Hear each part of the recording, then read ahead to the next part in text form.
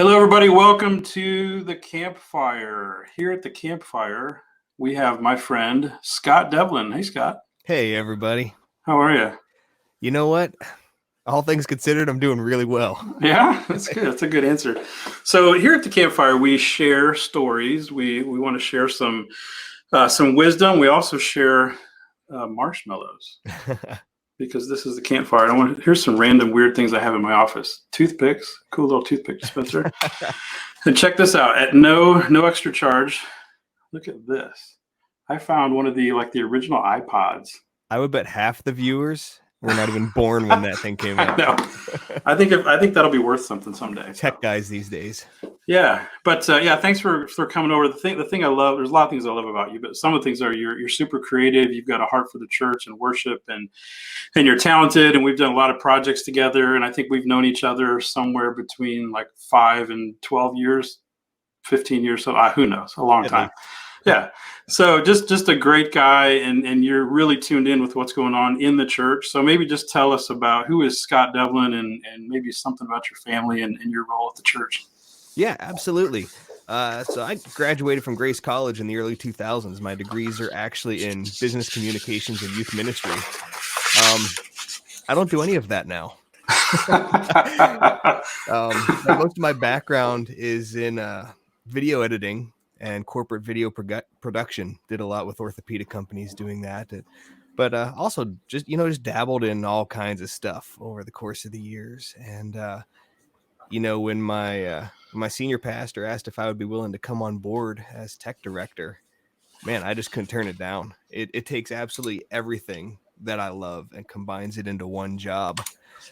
So in my house right now, we've got myself, my wife, Dana, our adopted son, Elijah. We adopted him as a newborn. He's now 7 years old. And our 21-year-old daughter, Maya, is in with us too. She's occupying the basement. Wow. So yeah, we've got all kinds going on there.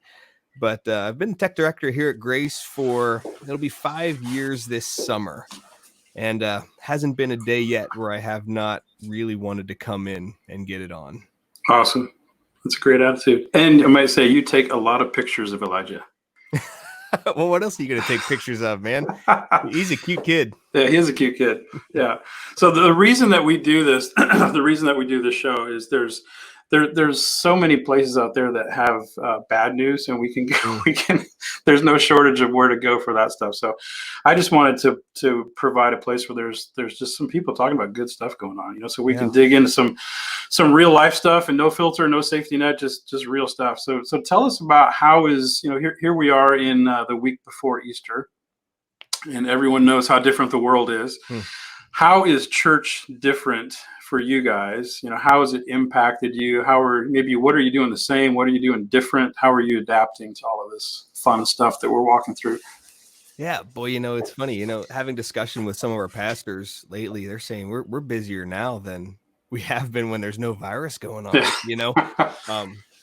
We've made points to do a lot of things differently. And, it's kind of like when the people are hungry, if you provide the food, they're going to come and they're going to eat. And, I think people who would never even set foot in a church are kind of asking the church question right now. And we're seeing a whole lot of that. All of our pastors, they're doing lots of, this kind of stuff. But we're also making a point to reach out and have at least verbal contact with all of our members, letting them know that we're here for them and we're here to support them. There's no better opportunity for the church to really be the church than right now. Like this is the church's time to step up. And, by church, it's the capital C church. Yep. And, that's one thing we've learned, but has really been reinforced the last few weeks is how much the church has nothing to do with this building. Yep. But I mean, it's the family of Christ, being together, being there, not only for each other, but for our communities. And, boy, that's been emphasized so much. Because right now this building is relatively meaningless. Yep. It has nothing to do with church. Yeah. But all these interactions we're getting to have, man, I am absolutely convinced that the church is going to come out further ahead when we come out the other side of this virus than it was when we went into it. Yeah. Amen. Yeah. It's amazing. All of our buildings were kind of just taken away from us, right? Yeah. And somehow life goes on. right? Like you said, there's more stuff. There's more stuff going on, and we're busier than ever. And man, I believe people are hungry. They're looking. Hmm. Yeah. What does your weekend prep look like? um, How has that changed? I'm assuming you got some different preparations that are going on now. yeah, so we're a church that we love to rub shoulders. I bet on any normal Sunday morning, I touch no less than 150 people on a Sunday morning. And being a tech director, I get to manage my team of volunteers, just over 50 of them. And I make a point every Sunday to physically touch them, a pat on the back, a high five, whatever, just so I know that I've had that little interaction. That's something that's changed for us. Mm-hmm. So what we're doing right now is we're utilizing our live stream platform. We are still doing everything live on Sunday mornings, and we typically are a 3 service church on Sunday mornings. We don't do evening services or anything, but what we've been doing is our nice early 5 a.m. mornings, do worship practice. And then we get set up for our first service just like we would normally, and we live stream and we record it. So it goes out and we capture it on our end. And then we've got about a 5-minute turnaround to get ready for second service. And from there, everybody in the building, except for me, can go home. But I stick around and I have our recorder routed right back into our live stream controller. Right. And I just simply hit play for service 2, let it roll out live. And then when third service comes around, hit play again, let it roll out. And then we have pastors on all of our platforms that are engaging and interacting and communicating with people there.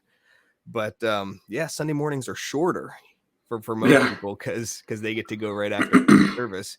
Right. But we are still providing 3 services, and it's been great watching the chat open up during our streams. And in some ways, it's even more personal because we've got the pastors in there moderating, praying for Right. people as the sermon's going on, asking questions. It's almost small group and a sermon in one. Right.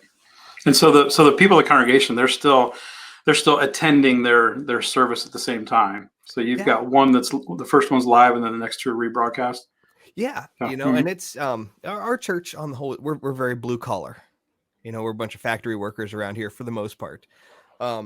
So technology hasn't been something that a lot of our attendees have been completely up on. And we saw that reflected heavily when it came time early on in this virus for giving, because we have solely either give online or swing by the church and drop it off. Yep. Our giving was down significantly first few weeks. But now that we have, a month and a half behind us, this past weekend, we've had our largest giving Sunday of the entire year so far. Hmm. So people are still giving like crazy. We're a church of givers, and they're getting used to utilizing the technology for what we need to be the church again. Yeah. So on your Sunday morning, I love the fact that you make an effort to physically connect with your team. So those 50 men and women every Sunday morning. So you can't do that now. So what are you doing creatively or intentionally to try to stay in contact with your teams, just like in terms of encouragement or communication? I mean, obviously we all do this now, right? We all do this a whole bunch, but have you found anything besides that just to try to keep that community going? Yeah, something I'm probably not doing enough of, actually, Yeah. as you think about it more. But one of the nice things is, doing the live stream every Sunday is it still takes a full tech team, at least along those lines, to put it on. You need your switcher, your camera operators, your producer, audio guys, all of that stuff to be able to do that. So I am able to see some of them, can't touch them, but I can see them on Sunday mornings. Our main means of communication is a closed Facebook group with our team. That's where I get to post everything. So any updates and whatnot, I try to just stream live to that page. They're able to see my face. I can hold my phone out. I can walk around our building. They're able to still put eyes on the facility here, see that we're still functioning as staff Right. in the building. I just give them updates, see how they're doing. Every time I do that, I tell them I love them, let them Yeah. know that we're still here to care for them, and usually get pretty good response through that from the team. I love our Yeah. team. That's great. See, that's why you're a good leader. Yeah. Yeah, that's good. What about in the middle of this interesting thing that we're all living through? Any success stories or victories or maybe unexpected things that you're just like, wow, here in the middle of this really bad time and weird time, there's good stuff going on, right? Churches all over the place. There's good things happening. Anything you can think of in that category? Man, probably if I started writing stuff down, dozens. Yeah, It's just been answering the question of how do we function in this new normal. yeah, And story wise, one thing that's really cool on the tech front is the Easter Sunday came up. What are we going right, to do for Easter? right. And so we just put a random phone call into our local NBC affiliate here, WNDU. Said, hey, do you guys have any spots or anything we can do? And they said, well, actually, the Catholic diocese canceled their spot for noon on Easter Sunday. It's a 1 hour spot. It's yours if you want it. Wow. Yeah. So we said, That's not bad. absolutely, we'll take that. So we agreed to fill that spot with a service, which we actually recorded earlier this week. You have to pre-record everything for TV.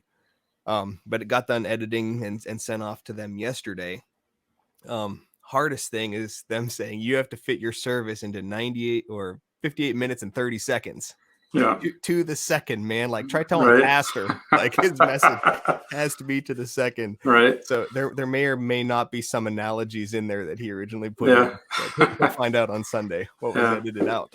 But what's really cool about that is, it's super public knowledge, but we let our members know that we're in the process of working on planning a church on the south side of Elkhart, probably 25 minutes from here. And WNDU is up South Bend way. It's that way. And we're hoping to do this earlier next year. But how cool is it that because of this virus, we have a platform now to, on Easter morning, say, hey, we're Grace Community Church. This is who Jesus is. Broadcast it up that way. So now when Grace Community comes rolling into Elkhart and wants to plant this church, the Grace Community name is already familiar with people, and it's not going to surprise them. Oh yeah, that's that church that did Easter on WNDU. Right. So, I mean, God is always orchestrating all of this stuff. I mean, it's way bigger than we could ever imagine, but how like him, to use something that we never would have expected to create not an advertising platform, but a means to make his church known up in that area. Right. He can do exceedingly more than we can ask, think, or imagine. Yeah, absolutely. And I'm guessing back in December, you probably would have never asked, thought, or imagined of, hey, we want to be on TV at Easter. Right? Yeah, actually, Doug, we've been actually praying for a virus. Have you? that a virus would be used to reach people for his kingdom. All right. At the end of this, I will give your home phone number and your home address so people can contact with you, throw their thoughts on that. Oh my gosh. So how about, so you said you're busier than ever, so maybe you don't have any free time, but a lot of people are finding interesting new habits, like like binge watching things on Netflix, or have you discovered any new crazy shows like Tiger King that you wouldn't be ashamed to admit here? Oh man, we started watching the first episode, and with a 7-year-old in the room, we're like, yes, maybe we should find something different to watch. Yeah, that's a good call. Yeah, I will confess, I was on a plane and I watched, I don't remember how many episodes there are, maybe 7. I watched like 4 or 5. So I will confess here that I have seen all the episodes. It is an interesting show. So, well, hey man, I just want to thank you for stopping by. Again, the whole point of this is just to encourage churches. So would you, now I know that you guys have, I guess one other quick thing, you have been streaming for a while and recording for a while. So you were pretty well prepared, to be able to kind of hit the green switch and say, hey, we're going to go live and get our message out. Have you talked to any churches that are in the category of, man, we were not ready for this. We didn't have anything and we had to go from 0 to 100 miles an hour. And that's a hard transition. I mean, do you have any words of wisdom for churches that are in that category? Yeah. I think this kind of caught everybody by surprise on a lot of levels, including Facebook. The first Sunday morning that this happened, Facebook streaming was a disaster. Their servers were struggling just because of all the churches. So, I think to those public platforms, it was kind of a wake up call that the church is real and they're hitting us hard right now. But yeah, that first week, boy, I received no less than a dozen messages and calls and whatnot from other churches, friends I went to college with, and guys who were in the ministry, just saying, we don't know what to do. And I saw a lot of posts from churches saying, really sorry for the technical difficulties. We're going to try to have our sermon up tomorrow. So been trying to work alongside of them a lot. And it's hard because, budget plays a huge role in a lot of this. A lot of guys are trying to stick a webcam into a laptop and go straight to Facebook. That's going to look different to somebody who's got a streaming server and they're on a live stream platform and they're, running HDI and just all this stuff. So it's been a challenge to try to come along, a lot of those guys, because there's no right way to do a lot of that. So you have to ask the questions, what do you have? What are you working with?